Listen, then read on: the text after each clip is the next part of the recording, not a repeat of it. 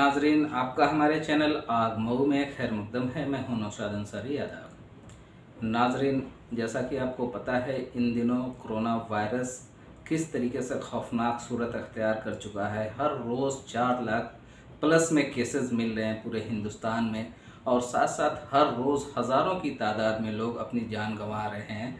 इसको लेकर आपने देखा कि किस तरीके से सरकार लोगों को बेदार कर रही है, लोग एक दूसरे को बेदार कर रहे हैं, फिर भी लोग बेदार होने का नाम नहीं लेते और हर रोज़ अपने अजीज़ को लोग गंवा रहे हैं, फिर भी न जाने क्यों लोग इससे गाफिल हैं।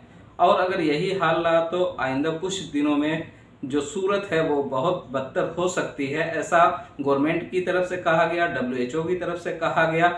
इसी कोरोना वायरस क्या है और इस कोरोना वायरस की हकीकत क्या है, इसको लेकर आज हम द नेशन फाउंडेशन के मैनेजिंग डायरेक्टर जमील अहमद साहब से आज बात करने के लिए उनके रहसगाह पर आए हुए हैं। आज हम उनसे जानते हैं कि असल में कोरोना वायरस है क्या। जमील साहब, सबसे पहले आप बताएं कि कोरोना वायरस है क्या। देखिए, जो आपने सवाल पूछा है, कोरोना वायरस की हकीकत को समझने के लिए सबसे पहले हमें वायरस को समझना पड़ेगा। और अगर हम वायरस को समझ जाएंगे तो इससे बेसिक चीज़ें जो है जिससे हम अपने आप को सावधान कर सकते हैं, उससे हम लोग मेंटली कम से कम स्टेबल रहेंगे। जैसे आप जानते हैं ना, सांप के काटने से उसके जहर से मौत कम होती है, आदमी घबरा के साइकोलॉजिकल डेथ ज़्यादा होती है। कुछ इस तरह का माहौल अब बन गया है, लोग डरे हुए हैं बहुत ज़्यादा। तो आज की वीडियो में मैं आपको बताऊंगा कि वायरस है क्या, वायरस किस तरह से अपना काम करता है, और वायरस जो कोरोना वायरस चल रहा है, इस कोरोना वायरस को टेस्ट जब आप कराने जाते हैं तो उस टेस्ट के पीछे क्या लॉजिक काम करते हैं और कैसे इससे हम बच सकते हैं। तो इन बेसिक चीज़ों के साथ आज वीडियो में काफ़ी कुछ इन्फॉर्मेशन हम आपको देंगे। तो चलिए, लेकिन इससे पहले हम ये आपसे भी जानना चाहते हैं कि लोग जिस तरीके से इस वायरस से बचने के लिए अपील कर रहे हैं कि मास्क लगाएं, सैनिटाइज़र करें और जो सोशल डिस्टेंसिंग है उस पर आप पूरी तरीके से अमल पैरा हो, तब जाकर आप कोरोना वायरस से बच सकते हैं। तो क्या आप समझते हैं कि इन सब चीज़ों से आप बच सकते हैं? देखिए, जब इसकी हकीकत को नहीं समझेंगे तो आप कितना भी बेदार करिए, वो नहीं समझ पाते हैं कि अटैक कैसे करता है।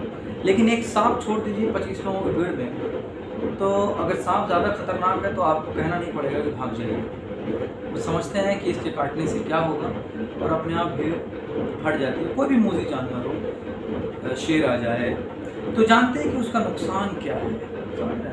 सुनामी आ रही है, काफ़ी अभी 1 किलोमीटर दूर है, लेकिन लोगों को दिख जाता है कि सुनामी आ रही है, तो कहना नहीं पड़ता कि आप भाग जाइए। तो जब आप इसकी हकीकत को समझेंगे किस तरह से ये आपके जान पर हावी हो सकती है, तो अपने आप इससे परहेज़ करने लगेंगे।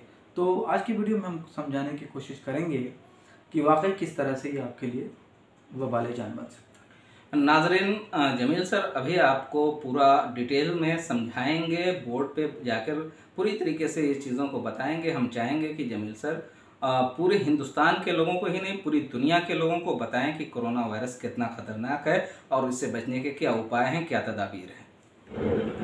तो जैसा कि अभी हमने वीडियो में बात की थी कि कोरोना वायरस क्या है और उससे कैसे हम बच सकते हैं, तो आइए कुछ वायरस के बारे में कुछ हकीकत जानने की कोशिश करते हैं और उसके बारे में कुछ ज़रूरी चीज़ें समझने की कोशिश करते हैं, जो कि बड़ी बेसिक चीज़ें हैं। आमतौर से लोगों को लगता है कि साइंस है तो डर लगता है, नहीं, बड़ी बेसिक चीज़ें हैं। देखिए, हम आमतौर से जानते हैं कुछ चीज़ें जिंदा हैं, कुछ चीज़ें मुर्दा हैं, जिसको हम लिविंग कहते हैं, कुछ को नॉन लिविंग कहते हैं, राइट। तो जो जिंदा है उसके कुछ खासियत है, तभी वो जिंदा है। तो जिंदा चीज़ होने की क्या क्या खासियत है? जैसे अगर कोई चीज़ जिंदा है तो वो क्या करेगी? संतान पैदा करती है, रिप्रोड्यूस करती है।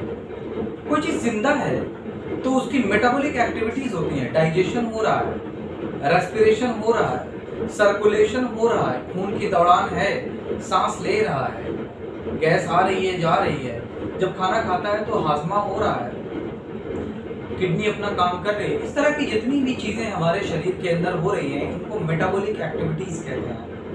तो अगर मेटाबॉलिक एक्टिविटीज़ हो रही है तो ये जिंदा चीज़ होने की अलामत है। और दूसरी चीज़ ये है कि जिंदा चीज़ में एक चीज़ और खास बात होती है कि ये चलती और फिरती है और ये चीज़ों को फैलाती है।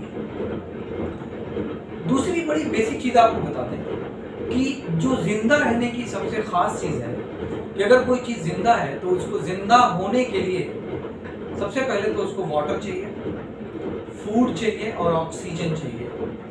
इन तीन चीजों के बिना वो जिंदा चीज नहीं है। इसके बाद अगर कोई चीज मुर्दा है, नॉन लिविंग है, तो उसको अपने वजूद को बनाए रखने के लिए ना तो फूड की जरूरत है, ना तो ऑक्सीजन की जरूरत है, ना तो वाटर की जरूरत है। साइंसदानों ने जब इस तरह की कैटेगराइजेशन को शुरू किया कि जिंदा क्या है, मुर्दा क्या है, तो इस बारे में जब उन्होंने सेल, जिसको हम कोशिका कहते हैं, के बारे में रिसर्च किया तो उन्होंने दो कैटेगरी बनाई, ये जिंदा, ये मुर्दा। लेकिन लैब में उनको एक तीसरी चीज मिली जो कि ना जिंदा थी और ना ही मुर्दा थी। उसमें जिंदा होने की भी कुछ खास बातें दिखती थी और मुर्दा होने की भी कुछ खास चीजें थी, यानी वो दोनों के बीच में, यानी थर्ड स्टेज दिखाई दी साइंटिस्ट को। इसको उन्होंने क्या कहा? वायरस। क्या कहा? वायरस। देखिए, वायरस को हिंदी में विषाणु कहते हैं। क्या कहते हैं? विषाणु। विषाणु बना है विष, और विष मतलब जहर, यानी वायरस कुछ नहीं है, ये पॉइजन है। क्लियर हुआ ना आपको वायरस है क्या? दूसरी चीज, एक चीज और आपको बता दें कि वायरस को हम जिंदा और मुर्दा के बीच की कड़ी कहते हैं। Virus is a connecting link between living and non living. मतलब क्या हुआ इसका? वायरस अगर हमारी बॉडी के बाहर है, किसी जानवर की बॉडी के बाहर है, किसी पौधे की बॉडी के बाहर है, किसी बैक्टीरिया की बॉडी के बाहर है, तो वो मुर्दा है।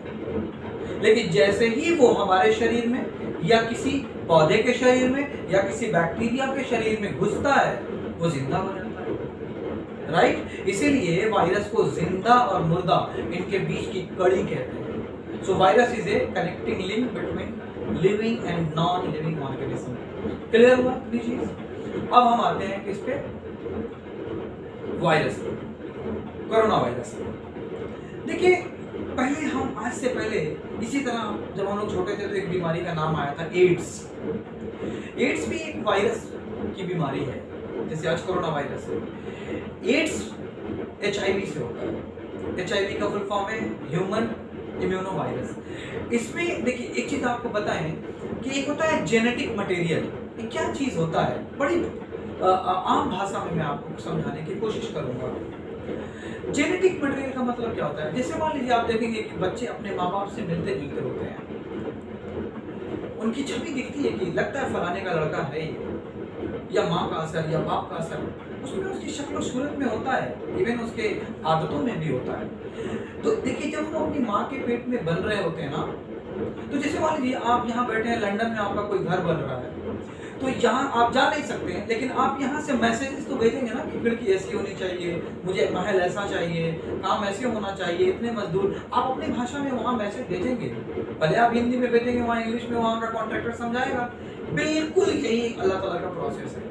जब हम अपने माँ के पेट में बन रहे होते हैं ना, तो हमारी नाक कैसी होगी, हमारे कान कैसे होंगे, हम गोरे होंगे, सांवले होंगे, लंबे होंगे, छोटे होंगे, बाल स्ट्रेट होंगे, कर्ली होंगे, ये तमाम चीजों की बनावट कैसी होगी, ये इंफॉर्मेशन हमारे माँ बाप से एक कोड के रूप में आती है, जिसको हम जेनेटिक कोड कहते हैं। और जिस कॉपी पे वो लिख के आती है, वो कोड जिस पे लिख के आता है, उस कॉपी को हम DNA कहते हैं। क्या कहते हैं? DNA।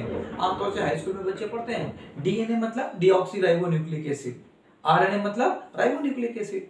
तो ये DNA और RNA एक तरह की कोडिंग है, इंफॉर्मेशन है। जो मैसेजेस आते हैं, उन मैसेजेस में ये बताया गया होता है कि बच्चा कैसा बनेगा। राइट? तो अब वो कोडिंग जिस भाषा में लिखी होती है, वो पढ़ने वाला कोई नहीं होता है, तो उसका प्रोसेस है। जेनेटिक्स में आप पढ़ेंगे, RNA वगैरह आते हैं, उसको पढ़ते हैं और फिर उसके हिसाब से प्रोटीन बनती है। इसी तरीके से जो HIV वायरस है, जो एड्स करता है, HIV वायरस में जो जेनेटिक मटेरियल है, जेनेटिक मटेरियल दो तरह का होता है, पहला RNA, दूसरा DNA। राइट? किसी भी चीज में DNA और RNA दोनों नहीं हो सकता, या तो RNA होगा या तो DNA होगा। क्लियर हुआ ना? चलिए, तो जो वायरस है इसमें RNA है। जो वायरस या तो इसमें DNA या RNA दोनों हो सकता है, या तो DNA या तो RNA। लेकिन जो वायरस जेनेटिक मटेरियल RNA रखते हैं, ऐसे वायरस को रेट्रोवायरस कहते हैं। क्या कहते हैं? रेट्रोवायरस। मतलब ऐसा कह सकते हैं रेट्रोवायरस वायरस की एक ऐसी खानदान है जिनका जेनेटिक मटेरियल कैसा है, आरएनए है। कैसा है, आरएनए है, राइबोन्यूक्लिक एसिड। क्लियर हुआ ना। लेकिन आज हमारे पास जो भी टेक्नोलॉजी है पता करने की कि हमारे बॉडी में कौन सी चीजें जो हमें बीमार कर रही है, वो सारी की सारी किस पे मुश्तमिल है, किस पे बेस्ड है, डीएनए पे। लेकिन जो ये वायरस है, कोरोना वायरस या एचआईवी वायरस, जो भी रेट्रोवायरस खानदान के वायरस हैं, इनको जब हम पता करने के लिए अपनी टेक्नोलॉजी इस्तेमाल करते हैं तो हमें पता ही नहीं लगता कि हमारी बॉडी में क्या है। क्यों? क्योंकि इनके पास क्या है, आरएनए है, और हमारी टेक्नोलॉजी ऐसी है कि हम आरएनए को पता नहीं कर सकते। कोई बात नहीं, हम भी कहां पीछे, हमारे साइंटिस्ट भी कहां पीछे। तो हमने कहा कि अगर इस वायरस में आरएनए है तो इसके पास कुछ ना कुछ ऐसी टेक्नोलॉजी वायरस में खुद होगी कि ये अपने वायरस को, अपने आरएनए को डीएनए में बदल ले। बिल्कुल वैसी मिसाल मैं आपको बताऊं कि जैसे पहले आप सुनते थे ना, जहाज हाईजैक हो गया, अफगानिस्तान में लेके चले गए, बिल्कुल वही सूरत है। पायलट के पास 2 टेररिस्ट चले गए और उसकी कनपट्टी पे, जिसको कहते हैं, गन लगा दिया और बोला अब जहां बोलेंगे वही जाएगा, जो बोलेंगे वो करेगा। बिल्कुल यही हालत वायरस का है। वायरस जब हमारी बॉडी में घुसता है ना तो एकदम उसी तरह से कनपट्टी पे बंदूक लगा देता है। हमारी अपनी बॉडी अपने शरीर के लिए जो प्रोटीन्स बनाती है ना, अब ये जाके उन मशीन्स पे कब्जा कर लेता है। हमारी तमाम मशीनरी जो प्रोटीन बनाती है ना, उनको हाईजैक कर लेता है ये वायरस, और जाके कहता है कि अब तुम्हारी प्रोटीन नहीं बनेगी, अब मेरी प्रोटीन बनेगी, मेरे बच्चे बनाओ। तो वायरस एक घुसता है और उसकी बहुत सारी औलादें बनती हैं, बहुत सारे बच्चे हमारे बॉडी में बनते हैं, और उन बच्चों को बनाने के लिए वायरस अपनी मशीन यूज नहीं करता, हमारे बॉडी की ही मशीन को हाईजैक करता है और बनाता है। क्लियर हुआ?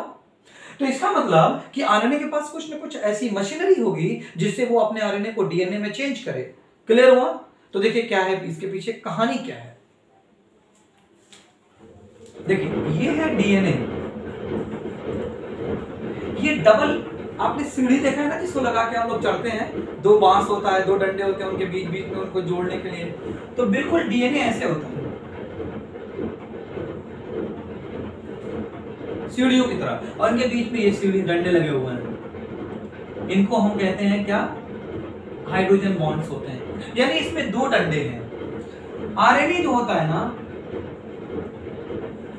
इसमें एक ही डंडे होते हैं। आरएनए में सिंगल स्ट्रैंड होता है, डंडी को हम बायोलॉजी की भाषा में स्ट्रैंड बोलते हैं। इसमें एक सिंगल स्ट्रैंड होता है, जबकि इसमें डबल स्ट्रैंड होते हैं। क्लियर? तो वायरस जो रेट्रोवायरस होते हैं, जिनके पास अपना आरएनए होता है, वो लोग इन्फेक्शन जब करते हैं ह्यूमन सेल्स को, तो अपने आरएनए को डीएनए में बदल लेते हैं। कैसे? देखिएगा, ध्यान से देखिएगा। जब हमें आरएनए को डीएनए को आरएनए में बदलना होता है तो इस प्रक्रिया को ट्रांसक्रिप्शन कहते हैं। क्या कहते हैं? ट्रांसक्रिप्शन। ट्रांसक्रिप्शन। क्लियर?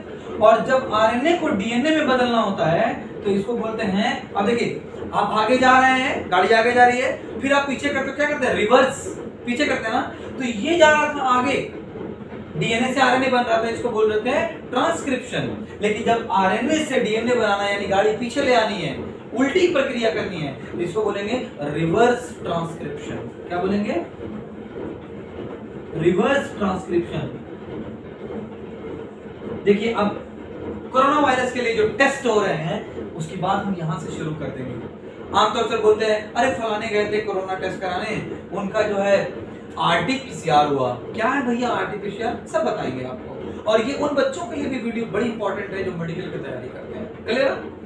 तो ये रिवर्स ट्रांसक्रिप्टेज, यानी जब हम डीएनए से आरएनए बनाएंगे तो ट्रांसक्रिप्शन, आरएनए से डीएनए बनाएंगे तो रिवर्स ट्रांसक्रिप्शन। और इसके लिए एंजाइम यूज होता है, वो इस वायरस के अंदर मौजूद होता है। क्लियर हुआ कि ये अपना डीएनए आरएनए में और आरएनए को डीएनए में कैसे चेंज करता है। क्लियर हुआ ना? चलिए अब हम आते हैं सीधे कोरोना वायरस पे। कोरोना वायरस भी एक रेट्रोवायरस है। जिसका जेनेटिक मटेरियल आरएनए है।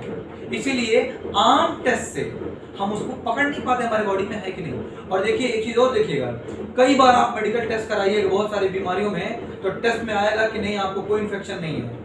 25 दिन बाद डॉक्टर को लगेगा कोई इन्फेक्शन नहीं है, वो दवा चलाता रहेगा। 25 दिन बाद आप बहुत ज्यादा बीमार हो जाते हैं, तो आपको लेके कहीं और हाई फाई टेक्नोलॉजी वाले हॉस्पिटल में जाते हैं। वही टेस्ट जो 20 दिन पहले नेगेटिव आया था, 20 दिन बाद वही भयंकर पॉजिटिव आता है। इसकी वजह क्या है? वजह है कि इतने बड़े शरीर में वो बैक्टीरिया या वायरस बहुत कम था जब आपने मऊ जैसी छोटी जगह में टेस्ट करवाया था, लेकिन वो अपनी औलाद बढ़ा रहा था, लेकिन उस समय तो ये बहुत कम था। मोटी टेक्नोलॉजी से टेस्ट हुआ, नहीं आया। लेकिन जब आप बड़ी जगह गए, हाई फाई मशीनरी से टेस्ट हुआ, तो पता लगा कि अरे तो भयंकर इन्फेक्शन है। 20 दिन बाद पता लगा, तब तक इन्फेक्शन बहुत ज्यादा हो चुका था। वही कहानी यहाँ भी है। क्लियर? तो आम डॉक्टर के जाएंगे, टेस्ट करेंगे, नहीं आपको कुछ नहीं हुआ है। लेकिन जब इस टेस्ट के जरिए से, जिससे हम कोरोना वायरस की मौजूदगी को हमारे इंसानों की बॉडी में पता लगा पाते हैं, उस टेस्ट का नाम क्या है? RT-PCR test. क्या नाम है? RT-PCR test. क्लियर ना? तो अब हम थोड़ा आगे बढ़ते हैं और अब हम सीधे बात करेंगे कोरोना वायरस के टेस्ट के बारे में। क्लियर? अब बात करते हैं RT-PCR है क्या।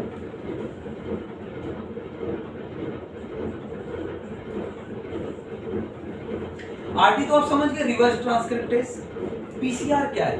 बायोलॉजी वाले बच्चे जो पढ़ते हैं वो जानते हैं। PCR का फुल फॉर्म होता है पॉलीमरेज चेन रिएक्शन।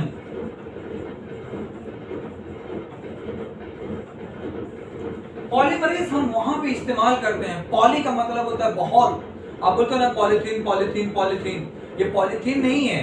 पॉली मतलब बहुत सारे, एथीन मतलब केमिकल एक नेम है, ethene CH2 double bond CH2, यानी जब एथीन के बहुत सारे मॉलिक्यूल एक साथ जुड़ जाते हैं तो उसको पॉलीथीन कहते हैं, पॉलीएथीन। तो वही टर्म यहाँ भी है, poly, right. Polymerase chain reaction होता क्या है कि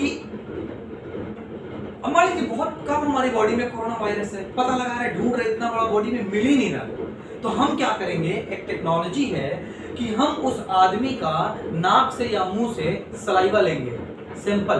उसमें मान लीजिए अगर कोरोना वायरस है लेकिन बड़ी कम तादाद में है, वो ढूंढने पे मिल नहीं रहा, हमारी टेक्नोलॉजी पता नहीं लगा पा रही है उसको, तो अब हम क्या करेंगे? कुछ ऐसा टेक्नोलॉजी का इस्तेमाल करेंगे, जैसे आप फोटोकॉपी कराते हैं ना, एक कॉपी की 500 फोटोकॉपी, बस पीसीआर एक ऐसा मैकेनिज्म है, ये एक ऐसी टेक्नोलॉजी है पीसीआर, जो एक सिंपल, बहुत कम सैंपल को, छोटा सा डीएनए कहीं मिल गया, उस एक डीएनए का बहुत कम टाइम में मिलियन और बिलियन कॉपीज बना लेते हैं। इसी पीसीआर टेक्नोलॉजी पे पूरा आपका, ये आप देखते होंगे ना, रेप हुआ, मर्डर पकड़ा गया, फॉरेंसिक साइंस जो होती है, उसी से पूरी इसी टेक्नोलॉजी से पता करते हैं। तो मान लीजिए कि जो मरीज है उसके हम नाक से या मुंह से हमने क्या लिया? सलाइवा लिया, तो ये मान लीजिए आप माउथ है और नोज, इससे हमने क्या लिया? सलाइवा। ठीक, इफ अगर देयर इज कोरोना वायरस, अगर उसके मुंह में या नाक में जो सैंपल लिया उसमें कोरोना वायरस है लेकिन बहुत कम है, जो सैंपल हमने लिया, अब उस सैंपल को हम सीधे कहां लेके चले जाएंगे? पीसीआर मशीन में। कहां लेके चले जाएंगे? देखिए, इसको हम कहां ले जाएंगे? पीसीआर मशीन में। पीसीआर मशीन का काम क्या है? एक की बहुत सारी कॉपी तैयार कर देना। तो इसी थोड़ा सा सैंपल था, हम पीसीआर मशीन में ले गए, तो उसने मिलियन और बिलियन कॉपीज बना दी, अरबों और खरबों कॉपीज बना दी उसकी, और यहां से बहुत सारी कॉपीज उसकी तैयार हो गई। अब बताइए, जब हमारी बॉडी में बहुत सारी बॉडी तैयार हो गई तो ढूंढना आसान होगा ना? कम था तो मुश्किल था ढूंढना, पीसीआर से हमने ये पता कर लिया। क्लियर? तो ये टेक्नोलॉजी आपकी सीधे सीधे क्या है? आरटी-पीसीआर, रिवर्स ट्रांसक्रिप्शन से कोरोना वायरस के आरएनए को डीएनए में कन्वर्ट करेंगे और डीएनए की बहुत सारी कॉपीज बना लेंगे। क्लियर? अब देखिए, आरटी-पीसीआर आपका हो गया। आरटी-पीसीआर टेक्नोलॉजी में सबसे पहले आपने क्या किया? सलाइवा लिया, सलाइवा को आपने क्या किया? अगर उसमें कोरोना वायरस है तो उसको आप पीसीआर मशीन में ले गए, पीसीआर मशीन में आप क्या कर रहे हैं? उसकी बहुत सारी उसी तरह की कॉपी जनरेट कर ले रहे हैं। कॉपी जनरेट करने के बाद अब देखिए थोड़ा बेसिक चीजें आपको बताएंगे हम। देखिए हमने अभी आपको बताया था ना कि डीएनए डबल स्टैंडर्ड होता है और आरएनए सिंगल स्टैंडर्ड होता है। हम इसको नहीं पकड़ पाते हैं। हम पकड़ते किसको हैं? हमारी टेक्नोलॉजी किसको डिटेक्ट करती है? डीएनए को। आरएनए को नहीं पकड़ पाते हैं, लेकिन कोरोना वायरस में है क्या? आरएनए, इसीलिए तो पकड़ाता नहीं है। क्लियर? तो इसीलिए तो पकड़ाता नहीं है। तो अब क्या करेंगे? जब हमने इससे रिवर्स ट्रांसक्रिप्शन से इसको डीएनए में बदल दिया, अब देखिए बहुत अच्छी मिसाल मैं दूंगा आपको। आप जूस पीने जाते हैं ना, वो जो जूस की मशीन होती है, क्लियर? तो देखेंगे क्या आप मौसम डालेंगे तो क्या एक ही बार घुमाता है तो जूस मिल जाता है? नहीं, 5-7 बार 10 बार घुमाता है ना। आम के लिए शायद उसको ज्यादा बार घुमाना पड़े, अमरूद के लिए बहुत ज्यादा घुमाना पड़े, संतरा हो सकता है कम घुमाने में आपको दे दे। बिल्कुल यही मिसाल समझिएगा आप। ये पीसीआर मशीन के पास जब आप गए ना, तो देखिए इसके बाद एक चीज होती है सीटी वैल्यू। देखिएगा ध्यान से, बहुत आराम से समझ में आएगा आपको। हम पीसीआर टेक्नोलॉजी से क्या करते हैं, जो डीएनए जनरेट हुआ है ना, ये साइकिल चलती है। एक साइकिल चली, 2 साइकिल चली, तो हर साइकिल में 30-30 कॉपी बनती रहती है। 1 साइकिल, 2 साइकिल, 3 साइकिल, ऐसे बनती रहती है। अब देखिए आपके बॉडी में कोरोना वायरस है कि नहीं, उसका पता मान लीजिए पता लगाने की अगर 20 साइकिल चल जाए तो जितना वायरस हो जाएगा उससे हमारा टेस्ट पकड़ लेगा उसको। क्लियर? अब क्या हुआ कि आपने 1 साइकिल चलाया, नहीं पकड़ाया, 2 साइकिल चलाया, नहीं पकड़ाया, 3 साइकिल चलाया, नहीं पकड़ाया, 5 साइकिल चलाया, पकड़ा गया। ठीक, इसका मतलब कि अगर 5 साइकिल में उतने नंबर हो गए वायरस के जिससे हमारी मशीन उसको पकड़ ले, तो हम कहेंगे आप कोरोना पॉजिटिव है। इसको कहते हैं सीटी वैल्यू। सीटी का फुल फॉर्म क्या होता है? देखिए सीटी वैल्यू, सीटी वैल्यू होती है क्रिटिकल थ्रेशोल्ड वैल्यू। क्या वैल्यू होती है? Critical threshold. देखिए थ्रेशोल्ड बहुत फिजिक्स का टर्म है, बहुत आसान है। जैसे मान लीजिए कि रेस हो रही है, आपने बांस इतनी ऊपर बांध दिया, जंपिंग की रेस है, तो ये मिनिमम इतना रख दिया आपने कि इससे ऊपर जो क्रॉस कर जाएगा वो पास, इसमें जो टकरा जाएगा वो फेल। यानी उस हाइट को, इतनी हाइट को आपने बना दिया कि ये थ्रेशोल्ड वैल्यू है, ये मिनिमम हाइट है जिसको आपको जंप करना है, तो ये थ्रेशोल्ड वैल्यू। कहीं आप खरीदने गए, उसने कहा 499 से कम का पैंट नहीं है, तो 499 क्या होगी? थ्रेशोल्ड वैल्यू होगी, राइट? उसी तरह यहाँ पे डॉक्टर या साइंटिस्ट लोगों ने मेडिकल टर्म में एक वैल्यू बनाई कि इतनी बार अगर पीसीआर चलेगी तो अगर वायरस मिल गया तो ये मिनिमम थ्रेशोल्ड वैल्यू है, इस पे हम पॉजिटिव लिख देंगे। और इससे ज्यादा चलाना पड़ा, इसका मतलब वायरस बहुत कम है, बहुत ज्यादा साइकिल घुमाते घुमाते घुमाते घुमाते तब जाके इतना वायरस हुआ कि मिला, इसका मतलब इसमें वायरस बहुत कम है, तो उसको हम नेगेटिव कह देते हैं। क्लियर? तो ये सीटी वैल्यू क्या है? Critical threshold value. देखिएगा ध्यान से, एक ग्राफ समझिए, बहुत आसान है, ठीक है ना? मान लीजिए ये एक लेवल आपने खींच दिया कि भैया ये क्रिटिकल थ्रेशोल्ड वैल्यू है। अब यहां पे फ्लोरोसेंस होता है, ये आपके काम की चीज नहीं है।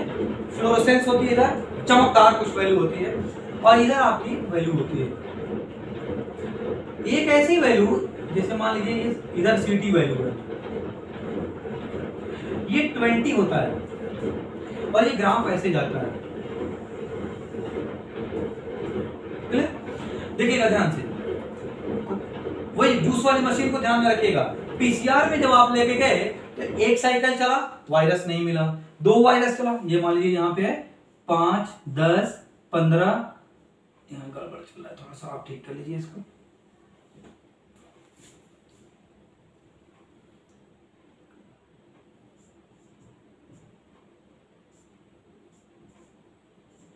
ठीक है ना? 5, 10, 15, 20, 25, 30, 35, 40। ध्यान से देखिएगा, जब आप कोरोना टेस्ट करवाने गए तो पीसीआर में 1 साइकिल चली, कोरोना नहीं मिला, उतना सैंपल हुआ ही नहीं। 2, 3, मान लीजिए 5 साइकिल चलने पे आपके बॉडी में कोरोना वायरस दिख गए, इसका मतलब आपकी बॉडी में बहुत ज्यादा कोरोना वायरस है, तभी तो 5 ही बार चलाने पे कोरोना वायरस दिखने लगे। इसका मतलब जितना कम सीटी वैल्यू होगा उतना ज्यादा चांस है नेगेटिव होने का। बहुत कम मेहनत करने पे तुरंत मिल गया, तो इसको हम क्या बोल सकते हैं? जिस आदमी का सीटी वैल्यू कम होगा उसमें वायरस ज्यादा होंगे, यानी सीटी वैल्यू डायरेक्ट इनवर्सली प्रोपोर्शनल होगा किसके? कोरोना लोड के। लोड होता है ना, कहते हैं बहुत लोड है इसके पास, यानी सीटी वैल्यू जितना कम होगा कोरोना वायरस के पाए जाने की संभावना उतनी ज्यादा होगी। मान लीजिए एक आदमी गया टेस्ट करवाने, एक साइकिल 20 साइकिल पे मिला, तो उसने कहा ठीक है भाई क्रिटिकल थ्रेशोल्ड वैल्यू पे मिला है, आप भी पॉजिटिव हैं। एक आदमी गया टेस्ट कराने, घुमाता रहा, पीसीआर चलता रहा, टेस्ट करता रहा, उतना उसमें वायरस बना ही नहीं, ये है ही नहीं। मान लीजिए उसका 40 पे जाके थोड़ा थोड़ा कोरोना दिखा, तो डॉक्टर क्या बोलता है? आप पॉजिटिव नहीं है, आप नेगेटिव हैं, आपकी बॉडी में कोरोना नहीं है। क्लियर हुआ? तो क्रिटिकल थ्रेशोल्ड वैल्यू कुछ नहीं है, कितनी बार पीसीआर साइकिल चलेगी और कितना बनेगा जिससे आपकी बॉडी में कोरोना वायरस दिखने लगे, तो वो है आपका सीटी value, critical threshold value. Critical threshold value जितना कम होगा उतने चांसेस है कि आप हेवीली इंफेक्टेड है। क्लियर? तो आपको मैंने बता दिया आरटीपीसीआर, आपको मैंने बता दिया सीटी यानी क्रिटिकल थ्रेशोल्ड वैल्यू। क्लियर? अब आपको कुछ चीजें और इसमें हम जो कि बहुत जरूरी है जानना वो समझाने की कोशिश करेंगे। आमतौर से लोग पल्स मीटर यूज करते हैं, उसमें जो जो रीडिंग दिखाता है उसका क्या क्या मतलब है उसको हम इसके बाद दिखाएंगे।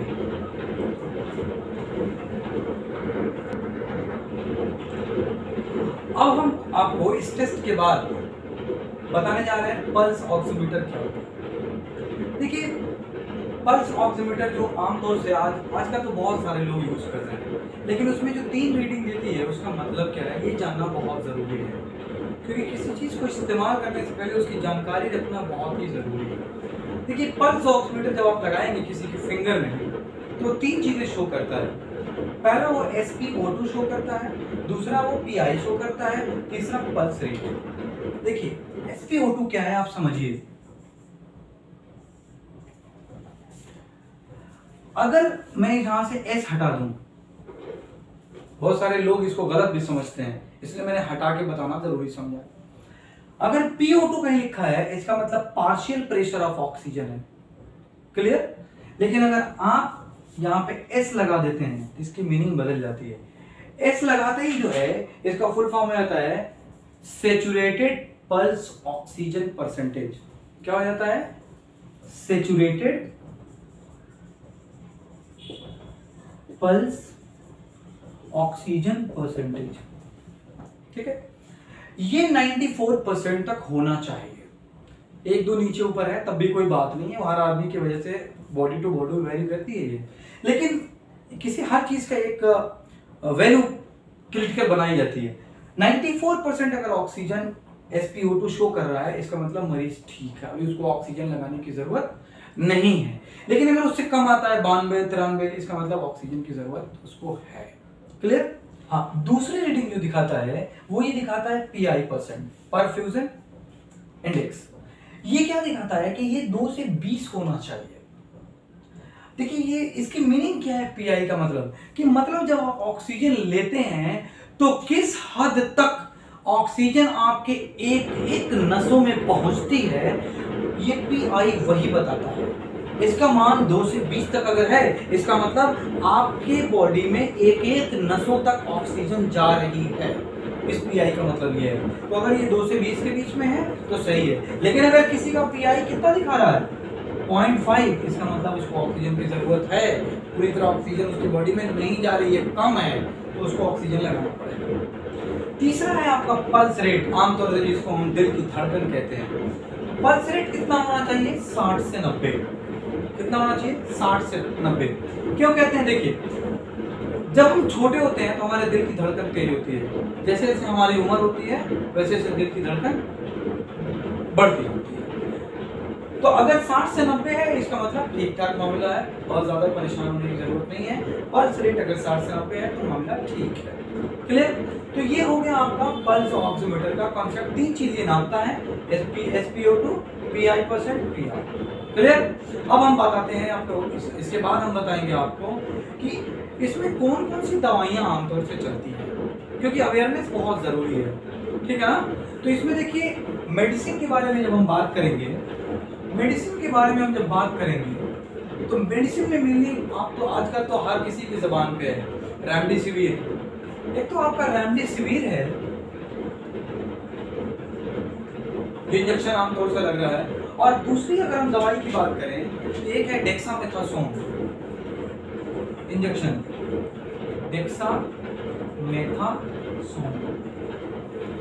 ये दो चीजें कसरत से कोरोना वायरस इन्फेक्टेड पेशेंट को चलती है। क्लियर?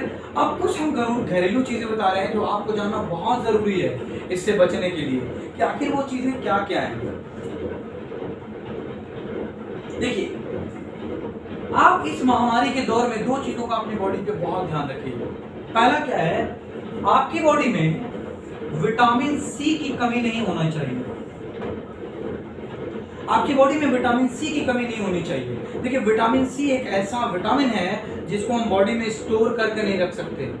ये हमेशा लीजिए, हमेशा पेशाब कर दीजिए। जो लोग ड्रिंक करते हैं उसकी वजह से, बहुत सारी एक्टिविटीज की वजह से विटामिन सी हमारी बॉडी से खत्म हो जाता है, इसलिए रेगुलर इसका इंटेक बहुत जरूरी है। तो विटामिन सी का आपको अपनी बॉडी में कम नहीं होने देना है, ठीक है ना। दूसरा ये है कि आपकी बॉडी में जिंक का लेवल नहीं कम होना चाहिए। देखिए, आपको बता दें, बहुत इंपॉर्टेंट चीज, जिंक का लेवल कम होने से जान चली जाएगी। खासतौर से ऐसे लोग जो डायबिटीज के पेशेंट हैं, वो अपना खास ख्याल रखें कि जिंक का लेवल उनकी बॉडी में कम ना हो। क्यों? क्योंकि देखिए, क्वेश्चन भी आता है जनरल नॉलेज कि कौन ऐसा धातु है, कौन ऐसा मेटल है जो इंसुलिन बनाने में काम आता है? जिंक। तो जो डायबिटीज के पेशेंट है ऑलरेडी उनमें इंसुलिन कम होती है, तो उनमें जिंक का लेवल कम है। तो जिंक का लेवल बढ़ेगा कैसे? आप बॉइल्ड एग खाइए। अगर बॉइल्ड एग आप लेते हैं तो जिंक का लेवल उससे क्या हो रहता है? बना रहता है, ठीक है ना। तीसरी चीज क्या है कि आपकी बॉडी में वाटर का इंटेक कम मत होने दीजिए, पानी का इंटेक कम मत होने दीजिए। और चौथी सबसे जरूरी बात यह है कि गर्म पानी, गुनगुना पानी जिसको कहते हैं, या गर्म दूध, आप 1 घंटे 2 घंटे 3 घंटे पे आप कुछ ना कुछ लेते रहिए, जिससे आपका गला जो है थोड़ा गर्म रहे। और चौथा क्या है जो हम आमतौर से घरों में उपचार के लिए यूज करते हैं, वो है आपका भाप। भाप अगर आप ले रहे हैं तो ये पूरा पैसेज आपका गर्म रहेगा, और गर्मी की वजह से अगर कोरोना वायरस का कोई भी एक पीस आ भी जाता है तो वो सर्वाइव नहीं कर पाएगा और तुरंत मर जाएगा, तो आगे उसका इन्फेक्शन नहीं होगा। तो ये थी कोरोना वायरस से रिलेटेड कुछ खास बातें जो हमने आपको बताई, और ये समझाने की कोशिश की कि वायरस क्या है, किस तरह से हम उसका टेस्ट करते हैं, और हमें इससे बचने की ज़रूरत क्यों है। देखिए, सरकार की गाइडलाइन को अगर हम नहीं मानते हैं तो अल्टीमेटली हम खुद ही जा रहे हैं नदी में कूदने मारने के लिए। सरकार सबके घर पुलिस नहीं लगाएगी, सरकार गाइडलाइन जारी करेगी और कुछ हद तक गश्त करके, दौरा करके, चेक करके आपको रोकने की कोशिश करेगी। तो सरकार की गाइडलाइन है, हमारे बड़ों की गाइडलाइन है। मैं भी आपसे रिक्वेस्ट करूंगा कि आप जो भी सरकार की गाइडलाइन है उसको फॉलो करें, आप भीड़ में इकट्ठा ना हो, और जहां इन्फेक्शन के चांसेस हैं हॉस्पिटल, यहाँ अननेसेसरी जाने की ज़रूरत नहीं है, उन चीज़ों से दूर रहें। होप आपको ये वीडियो इन्फॉर्मेटिव लगा होगा। इस तरह की और वीडियोस को देखने के लिए आप आग न्यूज़ चैनल को देखते रहिए। Thank you so much. Nawab collection लेकर आए हैं रमजान स्पेशल सूट, सलवार, कुर्ती, लहंगा, घाघरा और चुनरी के सभी रेंज के कपड़े।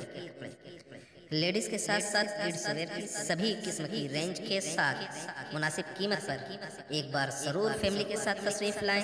नवाब कलेक्शन मिर्जा हाजीपुर मऊ। रमज़ान धमाका लेकर आए हैं इंडियन ड्रेसेस। ख़वातीन और हज़रात के लिए मुख्तलिफ वैरायटी के ख़ास कपड़ों की पूरी रेंज, जैसे ख़वातीन के लिए सूट, सलवार, समीज़, कुर्ती, लहंगा और चुन्नी, जेंट्स के लिए suit, shirt, T shirt, kurta, sherwani और शादी वगैरह से मुतल्लिक कपड़ों की सभी रेंज मुनासिब कीमत पर एक बार फैमिली के साथ ज़रूर तशरीफ़ लाकर खिदमत का मौका इनायत करें। इंडियन ड्रेसेस, रोज़ा बाज़ार, मऊ।